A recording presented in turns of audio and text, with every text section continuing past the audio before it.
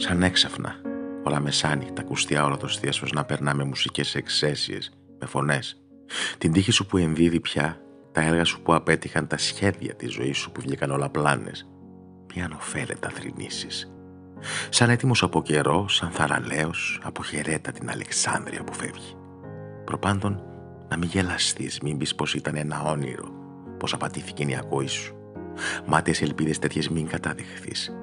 Σαν έτοιμος από καιρό, σαν θαραλέος, σαν που ταιριάζει σε που αξιώθηκες μια τέτοια πόλη, πλησίασε σταθερά προς το παράθυρο και άκουσε με συγκίνηση, αλλά όχι με τον δηλών τα παρακάλια και παράπονα, ως τελευταία απόλαυση τους ήχους, τα εξαίσια όργανου του μυστικού θειάσου, και αποχαιρέτα την Αλεξάνδρεια που χάνεις.